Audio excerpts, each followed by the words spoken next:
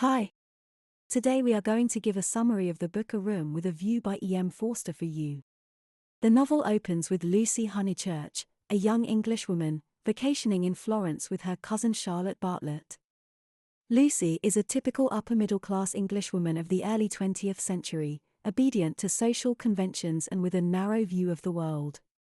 Charlotte, though only a few years older than Lucy, is more experienced and worldly, but also more anxious and repressed. They have come to Florence to escape the dreary English weather and to soak up culture and history. One day, while out for a walk, Lucy and Charlotte meet Mr. Emerson and his son George, who are staying at the same pension as they are. Mr. Emerson is a free-thinking, unconventional man who immediately takes a liking to Lucy, despite her initial reluctance to engage with him. George, on the other hand, is quiet and reserved, but also clearly intrigued by Lucy. During their brief encounter, George and Lucy share a moment of connection over the view of Florence from a hilltop, but Charlotte interrupts the moment and insists they leave. Over the next few days, Lucy and Charlotte continue to encounter the Emersons, and Lucy begins to feel a growing attraction to George. However, Charlotte disapproves of the Emersons and their unconventional behavior, and tries to keep Lucy away from them. Meanwhile, Lucy becomes engaged to a wealthy, stuffy man named Cecil Vyse, whom she met in Florence. Cecil is a symbol of everything that Lucy has been raised to value, but she does not feel a true emotional connection with him. As Lucy prepares to leave Florence and return to England, she is torn between her growing feelings for George and her sense of duty and obligation to marry Cecil. She ultimately decides to become engaged to Cecil, but her decision is not based on true love or passion. When Lucy returns to England, she tries to settle back into her old life, but she is haunted by her memories of Florence and her growing feelings for George. She tries to convince herself that she has made the right choice by accepting Cecil's proposal, but she cannot shake the feeling that something is missing.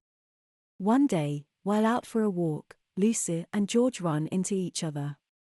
George has also returned to England, and he is now renting a cottage in the countryside. They have a brief, awkward conversation, and then part ways. Lucy is left feeling even more confused and conflicted.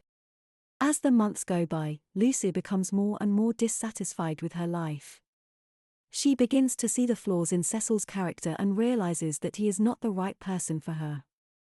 Meanwhile, she continues to think about George and wonder what might have been if she had chosen differently.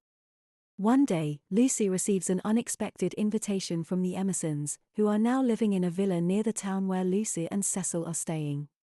Charlotte is outraged by the invitation and tries to convince Lucy not to go, but Lucy is drawn to the idea of seeing George again. She decides to accept the invitation, and Charlotte reluctantly agrees to accompany her. When Lucy and Charlotte arrive at the villa, they find that George is also there. Over the course of the visit, Lucy and George have several conversations that reveal their true feelings for each other. George confesses his love for Lucy, and she admits that she also has feelings for him. However, Lucy is still engaged to Cecil, and she feels torn between her love for George and her sense of duty. At the end of the visit, Lucy returns to her old life, but she is no longer the same person. She has been awakened to the possibility of true love and passion, and she can no longer settle for a life of duty and conventionality. She breaks off her engagement to Cecil, and eventually decides to marry George, despite the disapproval of her family and society. The final section of the novel deals with Lucy's struggle to assert her independence and live life on her own terms. She and George face many obstacles and setbacks as they try to build a life together. First, they must deal with the disapproval of Lucy's family, who cannot understand why she would choose to marry someone like George, who is not wealthy or socially prominent. Lucy's mother is particularly hostile towards George, and she tries to break up the couple by insisting that Lucy take a trip to Greece with her. While in Greece, Lucy has a chance encounter with Cecil, who has also traveled there. Cecil tries to win her back, but Lucy is firm in her decision to marry George. She realizes that she cannot go back to her old life and her old way of thinking. When Lucy returns to England, she and George encounter another obstacle in the form of Miss Lavish, a novelist who has written a book about Lucy's life and who is now staying in the same town as the couple. Miss Lavish is a caricature of the self-indulgent, bohemian artist type that Forster often satirizes in his novels. She tries to convince Lucy that she has made a mistake in marrying George and that she should have chosen someone more like Cecil. Lucy begins to doubt her decision, and she and George have a brief falling out. However, they soon realize that they truly love each other and that they are meant to be together. They reunite and begin to build a life together on their own terms. The novel ends with Lucy and George returning to Florence, where they had their initial encounter. They are now a happy, loving couple, free to explore the city and each other without the constraints of convention or society. The title A Room with a View is given new meaning, as the couple is now able to see the world with fresh eyes and an open heart. In conclusion, A Room with a View is a novel about the struggle to break free from convention and follow one's heart. Lucy Honeychurch, the novel's protagonist, begins as a typical product of her time and class, obedient to social norms and lacking in self-awareness.